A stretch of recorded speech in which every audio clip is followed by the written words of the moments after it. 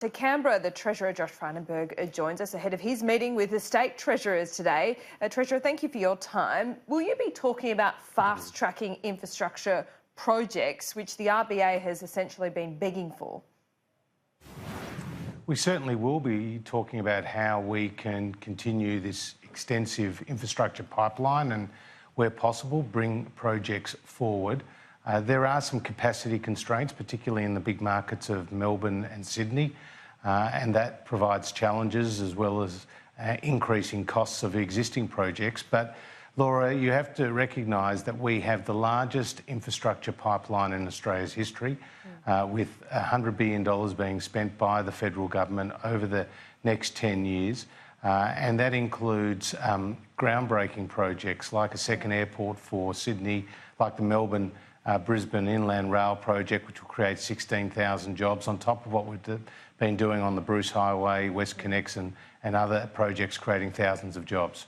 The argument is that greater stimulus is needed now in the economic environment we find ourselves in. You acknowledge, the states acknowledge, that when it comes to productivity, you both can't do it alone. So will the Commonwealth be offering more financial incentive to the states to get this done? Well, there's been some talk about a potential asset recycling plan that's been mentioned by the states, but the Commonwealth's position is that the states don't need any financial incentives to recycle their assets. They've shown both a willingness and an ability to do that in the past, and we'll leave them to do that into the future. What we will continue to do is to partner with state governments on really important projects. So in Melbourne, we put down $5 billion for an airport rail link, and so has the state government. We've been investing in the Monash.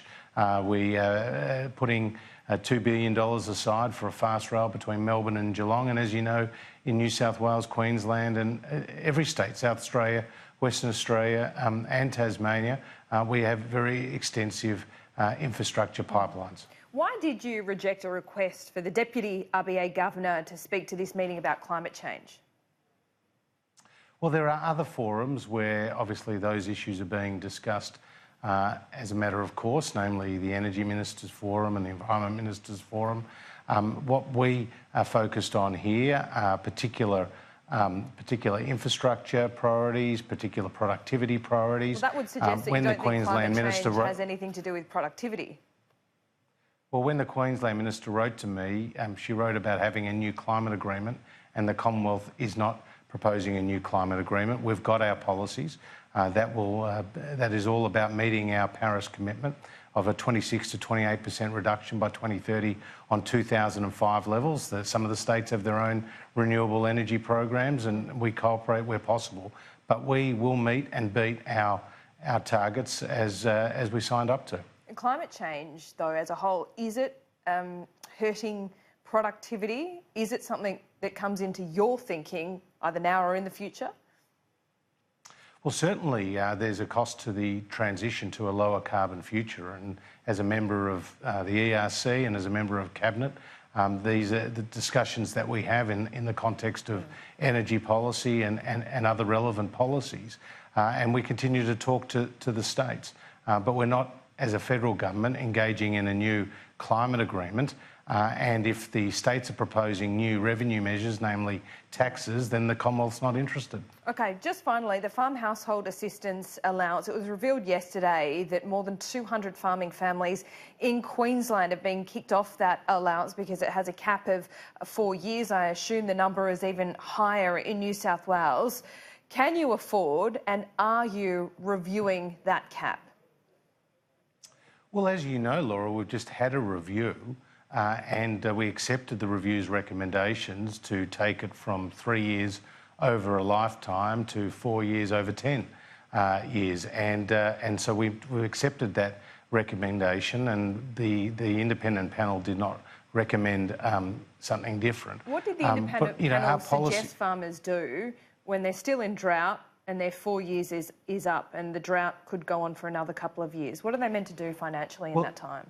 Well, as you know, there are other welfare payments that come into play, but the focus, Laura, here is how do we ensure that our farmers get the support that they need? And our policies are not set and forget. We're continually reviewing our policies with respect to the drought. And the Prime Minister has made visits to that area and made recent announcements about extra funding.